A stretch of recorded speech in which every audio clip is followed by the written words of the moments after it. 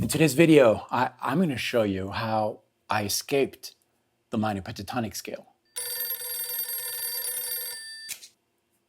Hello? Oh, that was a lame intro. Sorry.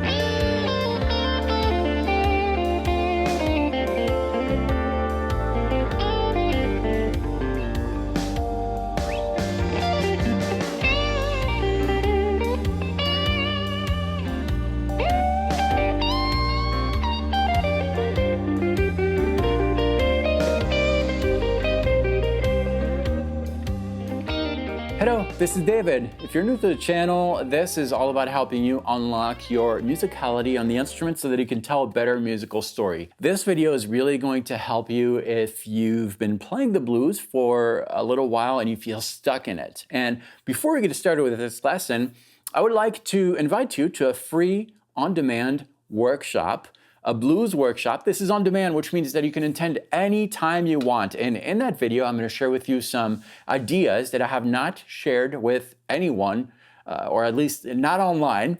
And I like to share them with you. So there is a link in the description of this video that'll take you to the sign up page. Sign up, it's completely free. The workshop lasts about 35 minutes. And in it, you're going to discover some ideas that really are going to change the way you play, and it's going to do wonders for your enjoyment of music. Okay, so today we are talking about the trap of the pentatonic scale. Now, I'm not saying that it's a bad scale to use at all. It's a great scale to use, but oftentimes we feel stuck with that pentatonic scale. And here's that scale in G. This is the first position of that G minor pentatonic scale. It falls on the fingers so easily, 2 notes per string each time, and there's a lot of awesome ideas that you can play with that scale. Now that position is oftentimes referred to as a box.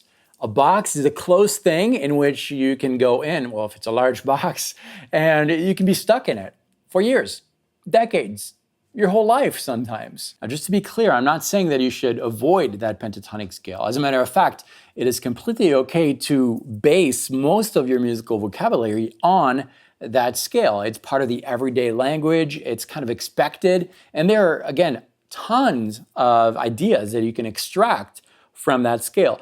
But sometimes, because it's such a comfortable scale, your fingers tend to just rely on it and kind of let loose, and you become a listener of what's going on, trusting that your fingers will hit the right notes because the pentatonic scale will work on so many different chord progressions.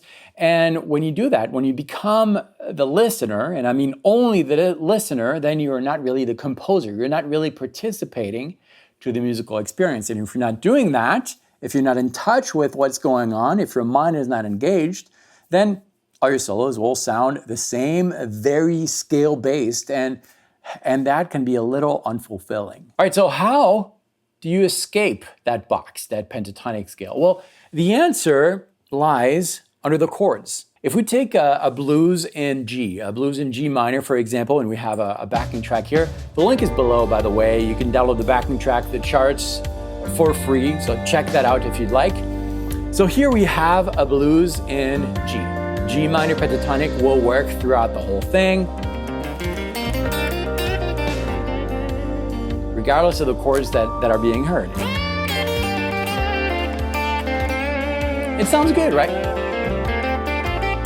That scale sounds good. But we can escape it. We can escape it by looking at the chords that you're playing over. So here we're playing over a blues in G minor. There are 3 different chords, and because it's a minor blues, all the chords are going to be minor. So we have a G minor chord, followed by a C minor chord, and then later on in the song, we'll have a D minor chord. Let's take a look at our first chord, G minor chord. In that position, frets 3, 5, 5, 3, 3, 3. If I superimpose on top of this chord our minor pentatonic scale, well, it fits very nicely, and we find within our G minor pentatonic scale the chord that I played. So that's a perfect match, and really the best scale to use here is that minor pentatonic scale. So we're not really escaping it yet. However, things start happening when you look at the second chord. Here we have a C minor chord, C minor 7. I'm starting on the 5th string, frets 3, 5, 3, 4, 3. If I superimpose on top of this particular chord my minor pentatonic scale, well, some notes of the chord, for example, this one right here, 2nd string, 4th fret, is not found within that minor pentatonic scale. It's an additional note. And that's how we can escape the pentatonic scale, by superimposing on top of it the chords that you're playing over. In this case, whenever we reach the point where we hear that C minor 7 chord, we can inject into our minor pentatonic scale. Within our minor pentatonic scale licks, we can inject that note that is not found in the pentatonic scale. And in this case, over the C minor 7, it was that 2nd string, 4th fret. And this is what it looks like. I'm phrasing with my minor pentatonic scale, and every once in a while, that note comes into play. I'm just blending in the notes of the chord with my minor pentatonic scale. It sounds a little bit different, a little bit more refined, a little more targeted. We still have the flavor of the minor pentatonic scale, which again is that common language that we have in so many musical genres, but it adds a little spice to it, and that spice is extracted from the chords. Now let's take a look at the third chord we encounter over this blues in G. And that third chord is a D minor chord, D minor 7 chord. Here I'm playing the same exact shape that I had on the C minor 7, just moving it 2 frets higher. I could, if I wanted to, bring that D minor 7 chord within this area of the fretboard. It just requires, well, to know more chord shapes. So I have one right here, for example, which is starting on the 5th string, frets 5, 3, 5, and 6. This would work nicely, but we're gonna keep things simple and keep the same exact shape here. And same exact thing, I can blend, superimpose to this chord shape my minor pentatonic scale. And if I do that, I can extend, refine my licks a little bit to bring out the color of that D minor 7 chord.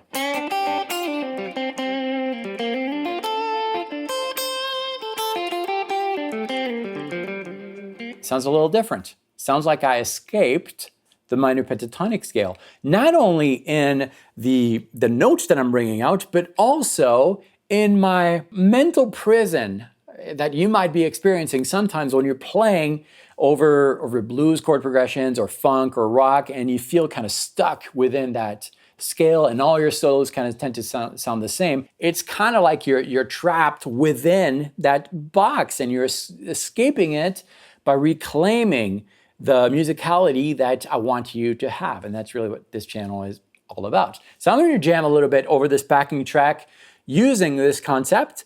And remember, you can grab that backing track in the charts for free. The link is below. But for now, let's see what we can bring out of this concept over the track. I'm going to ease into it. I'm going to start minor pentatonic scale here. Just a few notes are enough. Here's my C minor 7. I'm going to bring it out here. And back to the G minor pentatonic scale. Here's the third chord.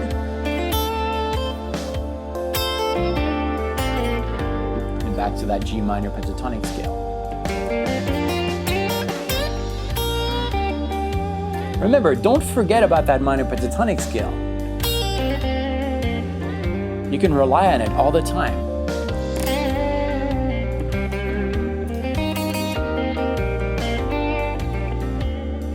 You heard it there, right? Here's that third chord.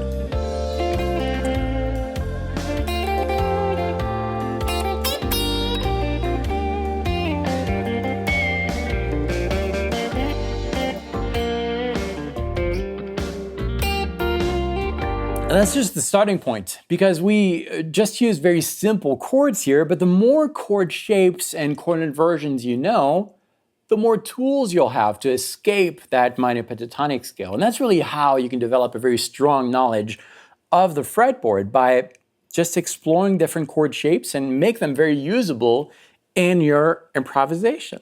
There's a few more things that you can do to escape that pentatonic scale. One of them is to embrace the tension release that you will have in any musical improvisation, any story. An improvisation is a story that you're telling, that you're kind of making up on the fly, and you find those tension and releases. In a book that you're reading, without it, the book would be very boring. And that's an aspect that is really fascinating if you want to escape the trap of the minor pentatonic scale. It's very easy to do. There are a few things that you can do with that by using different shapes, chromatic passages. If you want to expand on this, well, click right here, because here I prepared for you a on-demand workshop that covers all of that. It's completely free.